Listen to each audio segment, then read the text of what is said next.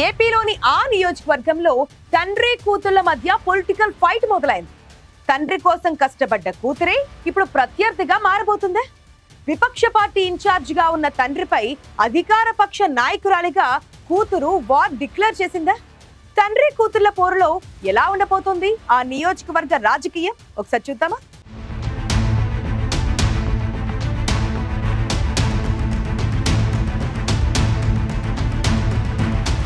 కోనసీమ జిల్లాకు తలమానికంగా ఉన్న రాజోలు నియోజకవర్గంలో రాజకీయాలు రంజుగా మారాయి.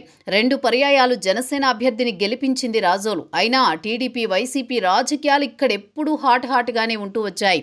రాజోలు రాజకీయాల్లో ఇన్నేళ్లు తనదైన ముద్ర వేస్తూ వచ్చిన మాజీ మంత్రి గొల్లపల్లి సూర్యారావుకు సొంత కూతురే ఊహించని ఝలకిచ్చింది. అది ఇలాంటి షాక్ కాదు. తండ్రి ప్రస్తుతం రాజోలు నియోజకవర్గ వైసీపీ ఇన్ఛార్జిగా ఉంటే గొల్లపల్లి అమూల్య టీడీపీ పార్టీ ఇన్ఛార్జిగా బాధ్యతలు తీసుకుని రాజోలు నియోజకవర్గంలో బాంబు పేల్చింది.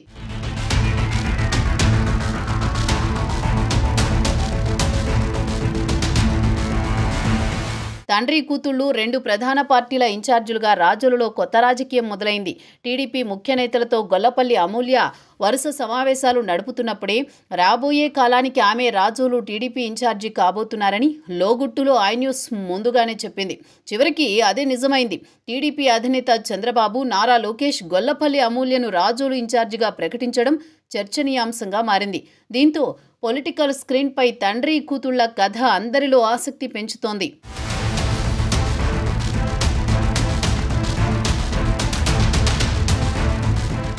నియోజకవర్గాల పునర్విభజనకు ముందు అల్లవరం ఎస్సీ నియోజకవర్గం నుంచి టీడీపీ ఎమ్మెల్యేగా గెలిచిన గొల్లపల్లి సూర్యారావు 2004లో కాంగ్రెస్ నుంచి గెలిచి వైఎస్ రాజశేఖర రెడ్డి కేబినెట్లో మంత్రిగా పనిచేశారు.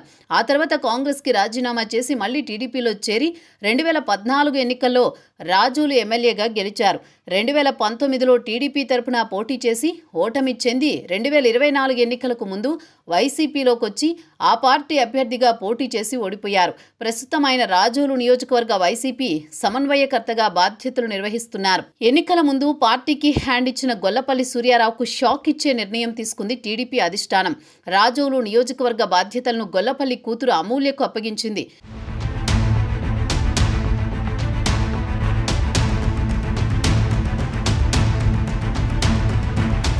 తండ్రి మీద కూతురునే బ్రహ్మాస్త్రంగా ప్రయోగించింది. వాస్తవానికి 2014 ఎన్నికల్లో టీడీపీ నుంచి పోటీ చేసినప్పుడు ఆయన కుటుంబం అంతా ప్రచారం చేసింది. రాజోలు నియోజకవర్గంలో 2014 నుంచి 10 ఏళ్ల పాటు టీడీపీ నాయకులు, కార్యకర్తలకు దగ్గరయ్యారు అమూల్య. గత 5 ఏళ్లుగా నియోజకవర్గ పరిధిలోని జగ్గన్నపేటలోని నివాసం ఉంటున్నారు. ఈ క్రమంలోనే 2024 ఎన్నికల్లో టీడీపీ నుంచి తాను రేసులో ఉన్నానంటూ అమూల్య టికెట్ కోసం దరఖాస్తు చేసుకోవడంతో కుటుంబంలో వివాదం మొదలైంది.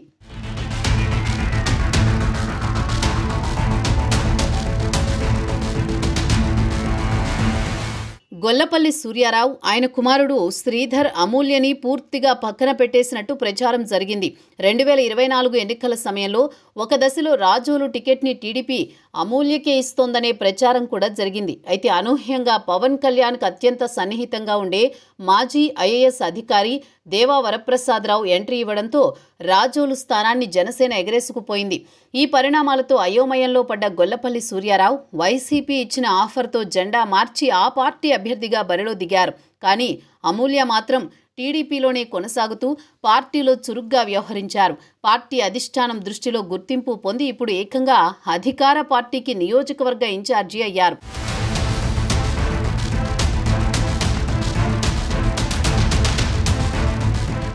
రాజోలు రాజకీయాల్లో జనసేన నుంచి ఎమ్మెల్యే దేవవరప్రసాద్ ప్రాతినిధ్యం వహిస్తుంటే వైసీపీ నియోజకవర్గ సమన్వయకర్తగా గొల్లపల్లి సూర్యారావు ఉన్నారు. మధ్యలో టీడీపీ నుంచి ఆయన కూతురు అమూల్య ఉండడం వైసీపీని సంకటంలో పడేసే పరిణామమేనని అంటున్నారు విశ్లేషకులు. ఐవీఆర్ఎస్ ద్వారా రాజోలు నియోజకవర్గంలో టీడీపీ అధిష్టానం అభిప్రాయ సేకరణ చేపడితే అమూల్యకు 70% మంది మద్దతు పలికినట్టు చెబుతున్నారు. పార్టీ బలోపేతానికి కృషి చేస్తూనే ప్రభుత్వ కార్యక్రమాలను ప్రజల్లోకి తీసుకువెళ్లేందుకు జనసేన ఎమ్మెల్యేతో కలిసి పని చేస్తానని అమూల్య ప్రకటించారు. దీంతో రాజోలులో తండ్రి కూతుర్ల మధ్య మాటల యుద్ధం ఏ స్థాయిలో ఉంటుందోనని అంతా చర్చించుకుంటున్న పరిస్థితి కనిపిస్తోంది.